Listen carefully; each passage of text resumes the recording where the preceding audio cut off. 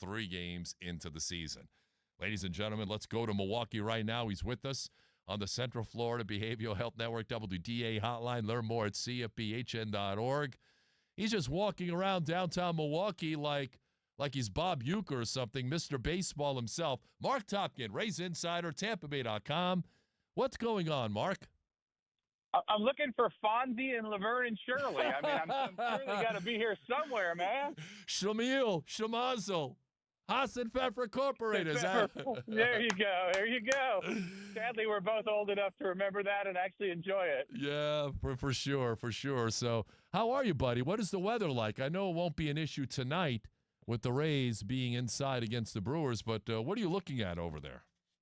Well, it's allegedly 67, but I would say on the Marc Topkin scale, it's somewhere in the 50s right now, it feels like. So, look, it was weird. I mean, first pitch Thursday, 91 in St. Louis. First pitch Saturday in St. Louis, 51. I mean, that was a fairly traumatic shift of temperature there, 40 degrees. It really happened pretty much overnight Thursday night. So it was a little weird, a little chilly, but this looks like it'll be a nice day. I just had lunch with some former St. Pete people, the Borslow family, and they were saying they think, oh, the roof might be open tonight. I'm like, I really hope you guys are wrong. So. Well, Mark, I know I talked to you about this last week. I don't know if you had a chance to peek in at the Minneapolis weather this weekend. Yeah.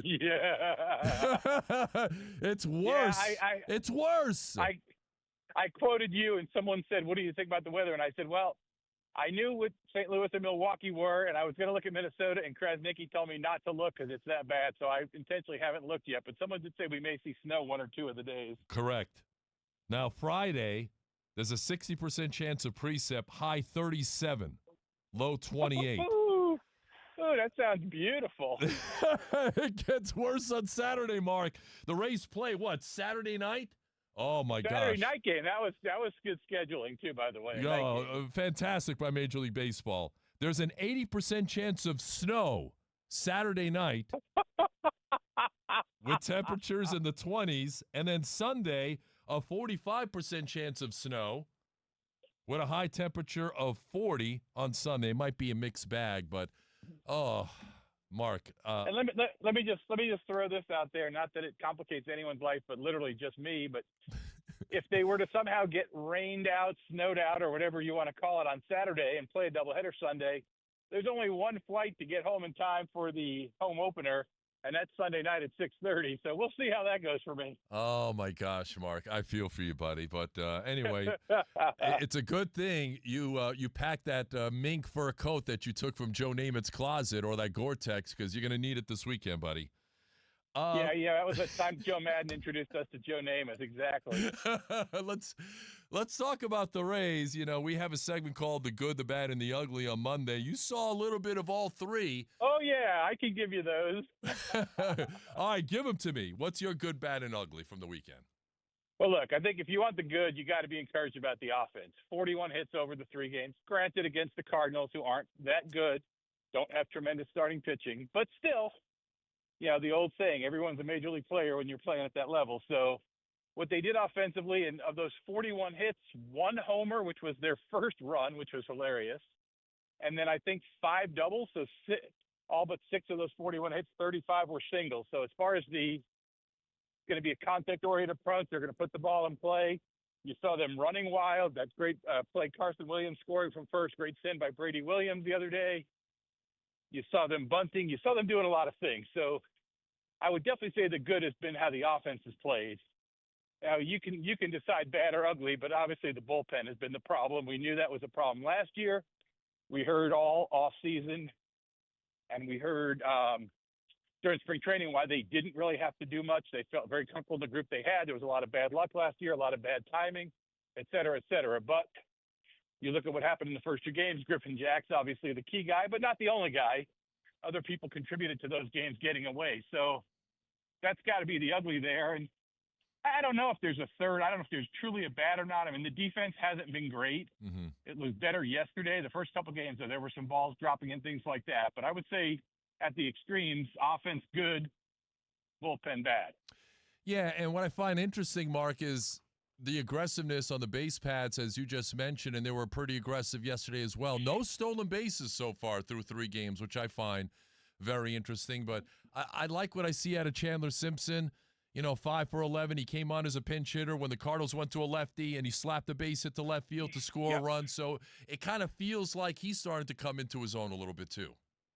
Yeah, and I did something on Sunday, and probably should have asked you your opinion even, because I like to get differing opinions of people I do and don't respect, and of kind of ranking the 10 players who could most impact this season. Not the best players, but whose performance could impact this season. I had Chandler pretty high on the list, and I think he's shown the potential so far, spring training, for whatever that's worth, a couple, 3 games, for whatever that's worth, that if he kind of can stay into this offensive mode of slapping the ball, take that lefty the other way, bunting more, which we saw him do a lot during the spring, be opportunistic, know when you give yourself up, know when you just got to move the runner.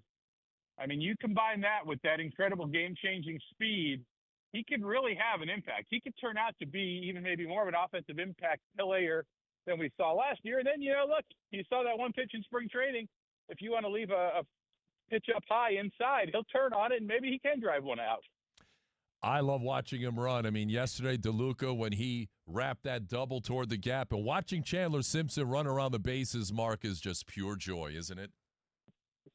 A ball in the gap when Chandler's on first, and you just, like, in your head, you think he's going to score, and then you think, okay, physically, he should not be able to score here. It didn't go that far. The guy cut it off. The guy's got a great arm, and you still see him slide in. So, yeah, Chandler Simpson running is definitely one of the highlights. If you're going to go to a Rays game this year at Tropicana Field, and there's things you want to see, one of them is Chandler Simpson running on a ball in the gap. Undoubtedly. Marc Topkin is with me. He's in downtown Milwaukee. The Rays are in Milwaukee tonight. You can listen to all the action right here on your home of the Rays, WDAE, with our coverage beginning at 6:30. What about Yandy Diaz, Mark? I mean, a 5-hit day. You chronicled it at TampaBay.com. Only 2 other Rays have had a 5-hit day with 4 driven in.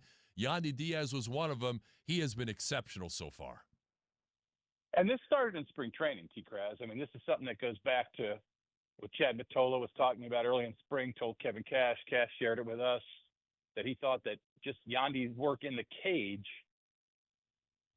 but in February and early March, had been as good as Mottola could ever remember seeing him. And this is one of those where what you see in spring training does matter, because he has stayed locked in. One of the things Yandy shared with us yesterday, and heard this before over the last couple of years, but he was specifically going back to watch film of where his hands were, where his setup was for that 23 season. Remember that season, .330 batting average, led the American League, 22 homers, 77, 78 RBIs, like a 932 OPS. Like, that was a monster season. And if he's feeling the way he felt then, and he said it was just a small adjustment, just maybe raising his hands a little bit, but that's made a big difference. And if he's not going to stay that hot every game, obviously, but 9 hits through the first 3 games, 5 yesterday, that guy to be the guy who gets things started. He's been at the top of the order, and just to know the consistent quality of bat you're going to get from him is pretty substantial for the Rays.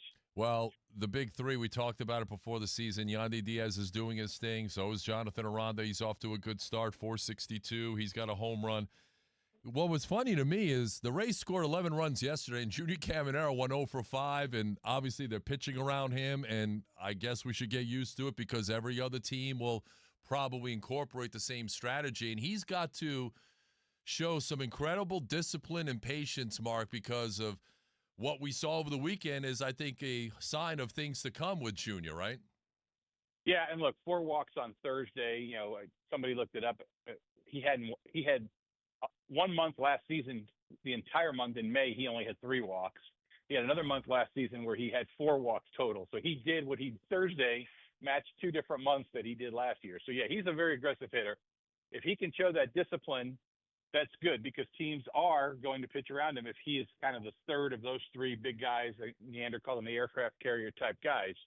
So it's going to raise 2 questions. One is, can Junior stick with that, not get frustrated? I mean, he mentioned and referenced a great example would be Juan Soto, right? Very selective, walks a ton, but also is an incredible hitter, obviously, and capitalizes on mistakes and makes pitchers pay immensely. So if he can stick with that approach and work through that as a younger kid who is admittedly an aggressive swinger, that would be great. The other question, though, will be, does Kevin Cash have to change things up in the batting order? Does he have to put Aranda or Yandy behind Caminero to prevent teams from doing what they're doing? I think one of those two things, or maybe both, are going to be very important. Junior can stick with the approach, which will be a challenge, and or Cash has to adjust the lineup. And, you've seen him pop a lefty in there. It was supposed to be Fraley yesterday, then Fraley got scratched, so it was Mullins. But to go Yandy, Aranda, another lefty, and then Caminero, that's kind of playing defense for when a team wants to bring in relievers later, right? Because then they can't go, if they go with like a big split righty, they realize they have to face two lefties if they bring the guy in to face Yandy, right? So that he's trying to offset teams from being able to do that. But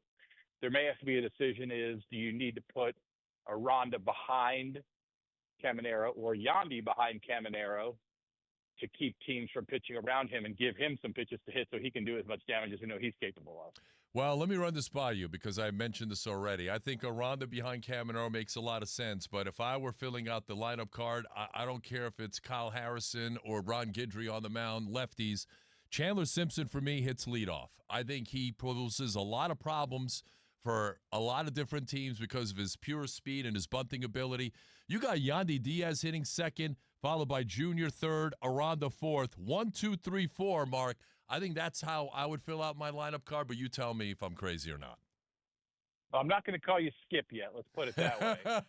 I think you have to give Chandler some time to show he's ready and can handle that, right? You don't want to expose Chandler and make things tougher. You don't want to put him in a position where he feels like he has to do more.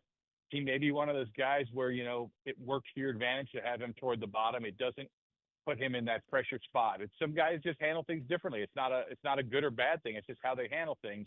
But if Chandler shows that he can continue to work the quality at bats against either type pitching, if he shows that, he'll stick to this plan that so far has been tremendous, yeah, I think you could consider that. I mean, sure, he's more of your classic leadoff type, but part of the reason Yandy bats leadoff, and we know they crunch every number there is to be crunched, is you want Yandy to come to the plate as many times as you can. And, they have data that can show you that, batting first versus batting third, batting first versus batting second even, there's a slight percentage increase over the course of X amount of games the more times you're going to get to the plate. So there's some things to be sorted out there. And look, Kevin Cash averages about 150 lineups over the course of every season, I think, since he's been manager. So it's not like any one lineup's going to be the same, but that'll be the curious thing. Move Chandler up, move somebody behind Junior. Something will probably change, I would think, just as the small sample of what these first 3 days have showed us. But if they keep putting the ball in play as much as they have, and Carson Williams has been a big part of that.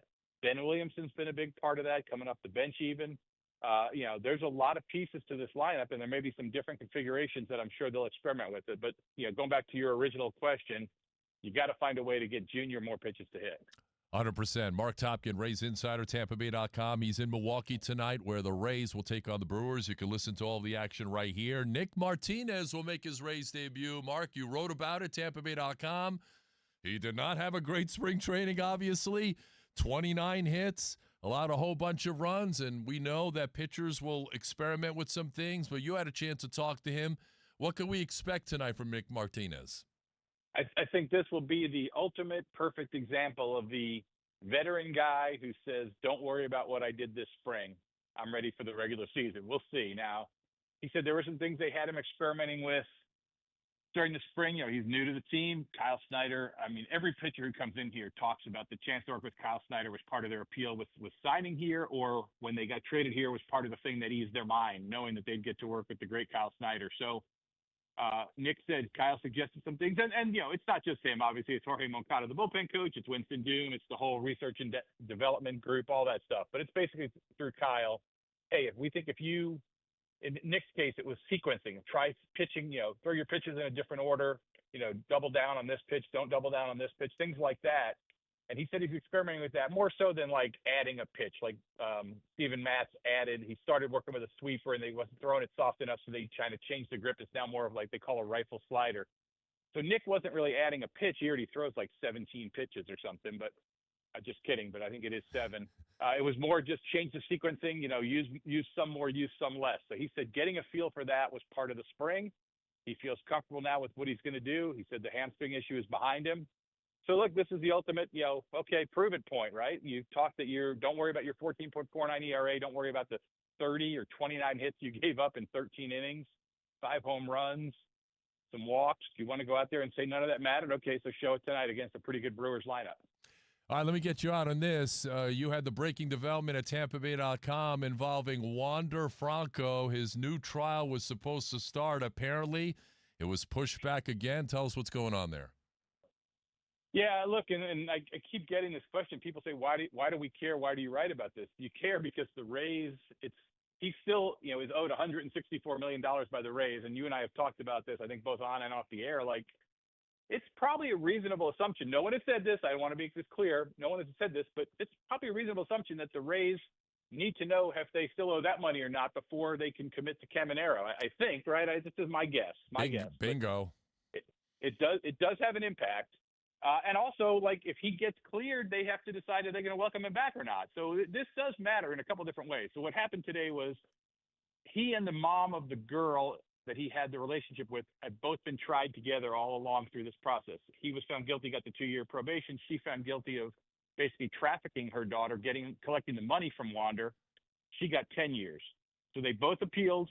That was supposed to start today. The mom did not show up in court. Her lawyer said she was sick. They presented documentation. She can't be here. So then Wander's lawyers, the way I understand it, asked, okay, well, they'll just separate them and just do his trial because he's here. He's ready to go. The judges said, no, we're going to try them together, postponed it. The next clearance they had in the docket, the next window was mid-May. So Wander, from what the reporters there said, and I saw a couple reports and a video, was very upset at this development. You see him kind of in one of the videos, it's on TampaBay.com, kind of, storm out of court a little bit. Somebody was with him, a friend or a handler or someone. He kind of pushed the guy aside. He was obviously upset. The reporter from ESPN said that he was saying, we got to get this over with. I got kids. I got a family. I got to go earn money. I got to be able to go to work. That sounds to me, he's expecting to get cleared and he's going to go back to be playing baseball and making money again.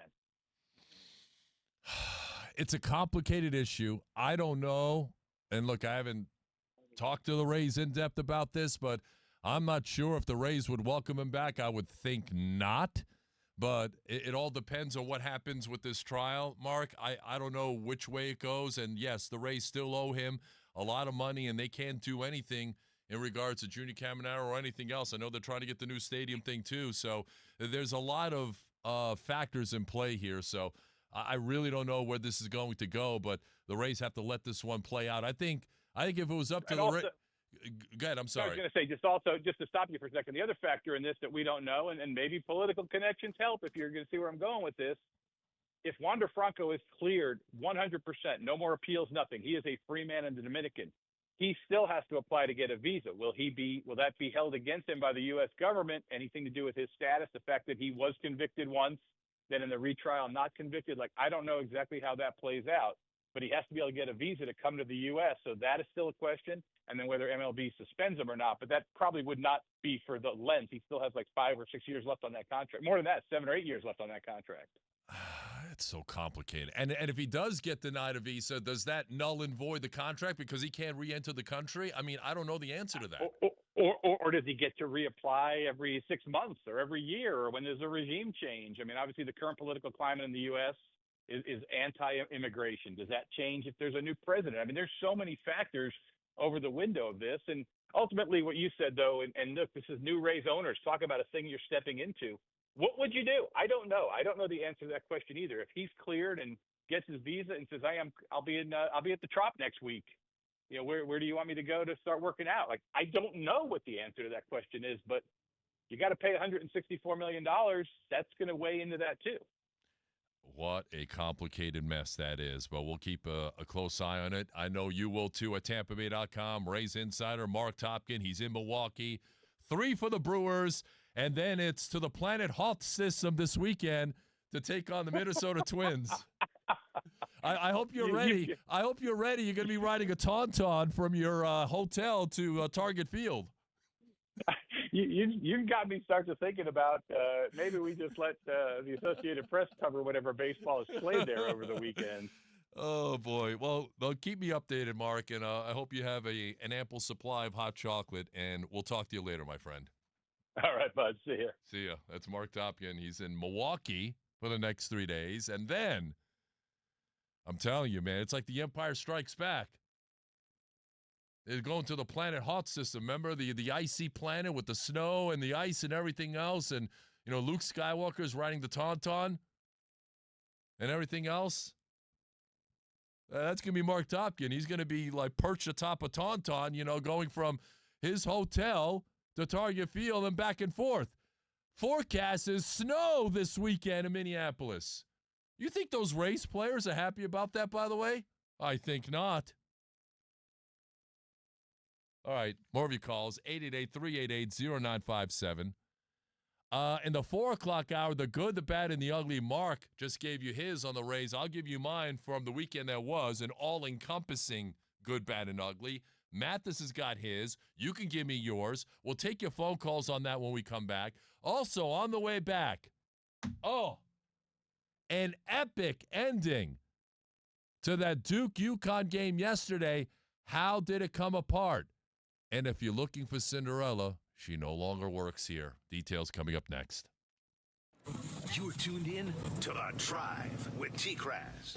Guys, TKras here. If you or a loved one has been injured in an accident, you need to do what I did. Protect your rights. They protected mine. At Catania & Catania, they're a personal injury law firm right here in Tampa Bay. They've been doing this for 30 years. They work on a contingency, which means there's no cost to you unless they win, and they're always standing by to take your call 24/7, 365. So protect your rights. They did a great job with my injury accident. We achieved the best possible outcome in my case. They've recovered almost $1 billion over the years for injury victims like you and me. So give them a call. Get a free evaluation of your case at 813-222-8545 or hit them up online, CataniaandCatania.com, to get that free evaluation of your case. At Catania & Catania, they always put